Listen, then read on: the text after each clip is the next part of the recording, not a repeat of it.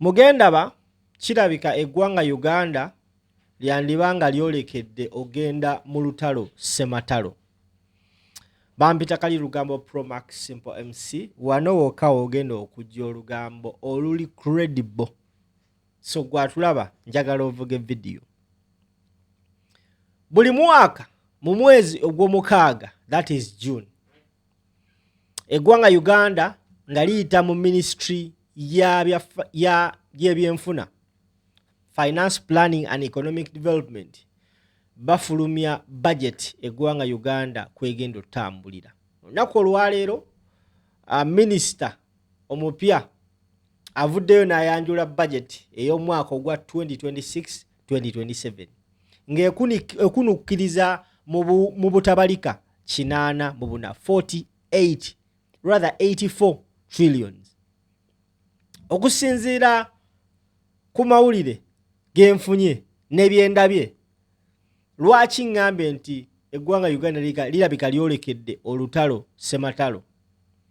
Wotunulira budget allocation gye bafulumiza olunaku olwaleero okusinziira ku ntemaatema y'essente we zigenda okusaasaanyizibwa, kino kye bayita budget allocation. Njagadde gwe Munnayuganda ogimanye ate oleme kubanga omanyi owuddiisibwa. Bakugamba nti sekta y'ebyobulamu health sector ku trillions 84 bagiwadde trillions 5 mu billions 2.3. Education sector ne bagiwa trillions 6. Njagala owulire bulungi nnyo. Then salary enrichment primary and arts ne bagiwa 568 billions. Social protection 173 billions. Water, sanitation and environment 1 trillion. Wealth creation program ne bagiwa 2.4 trillion. Ezo zigenda wani? Zigenda wa salimusale operation wealth creation. Health bagiwadde 5 trillion. Owulira? Education ne bagiwa 6 trillion. Wealth creation program ne bagiwa 2 trillion. Agro industry ne bagiwa 2 trillion. Tourism sector development ne bagiwa 567 billion. Tugenze maaso. Now, ne tujja mineral based industrial development 4 billion. STI, ICT and creatives 1 trillion.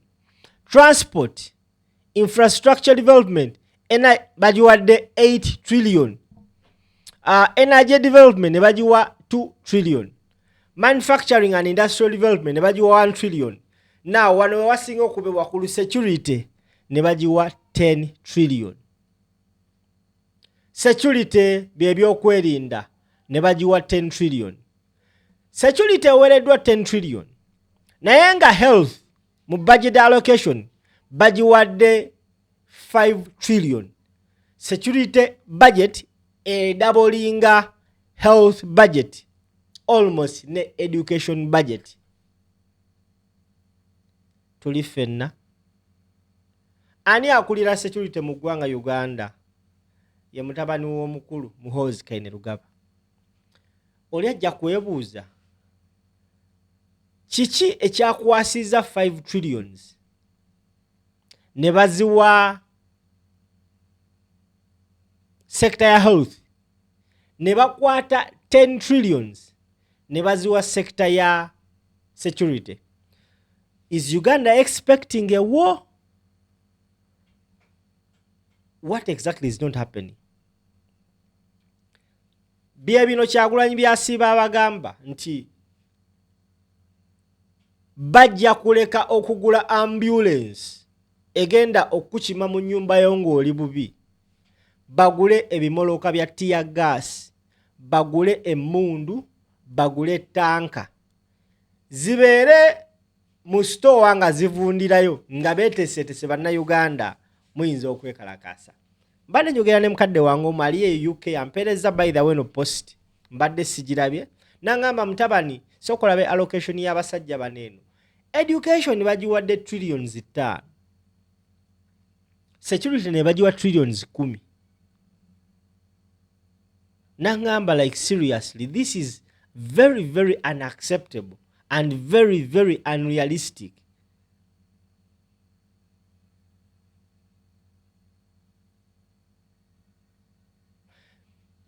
Nenzijukiramu nti budget edda wobanga obadde ogoberera emyaka egibadde gijja budget ya security ebadde egenda yatandika okweyongeza ssente Kyagulanyi bwe yayingira bw'ati mu byobufuzi by'eggwanga batandika okwongeza budget ya security era mukadde wange naŋŋamba bano abasajja okwata trillions 10 ne baziwa security bali mu kweteekateeka mbu bibadde bigambo bya mukadde wange awangalira eyo yukke sijja kusobola mwasanguza mannya naŋŋamba nti bano abakulu bali mu kweteekateeka because they know anytime Ugandans can do something and in order for them okweteekateeka balina okuba nga baguze buli kyetaagisa. You cannot tell me mu budget allocation yonna nga bwe bagikoze sector esinza okufuna ssente ye ya security. Uganda erabika erina olutalo lweri mu kweteekateekera nange sirumanyi naye okusinziira ku birabibwa eggwanga Uganda budget gye bafulumizza ya trillions 84 naye nga ekitongole ekivunaanizibwa mu kusolooza omusolo ekya Uganda Revenue Authority sente ze bakozesa okwalocatinga ku different sectors oba different departments abazisolooza be ba Uganda Revenue Authority URA. Omwaka oguwedde financial year wedde 2025-2026 basolooza 30 something trillion naye nga budget yaffe yali mu 70 something trillions ekitegeeza nti twakwata ssente ze twasolooza nga tulina okugenda okwewolako endala okusobola okufacilitatinga all that budget. Naye obaali bafulumya alternative budget eya alternative government bakulaga nti zino zonna ssente ze bataddemu mu mutuufu tezeetaagisa wabula bazitaddemu nga baagala kuzibba bubbi because bagamba Uganda losing 10 trillions every year due to corruption. Wetuba nga tucollectinga 30 trillions nga 10 trillions zibbibwa which means tuba tusigaza okwewola almost 6 point something trillions okusobola okugatta gap ya budget gye tuyina. Nengo ojja kwesanga nga so many people spend money wezitalina genda.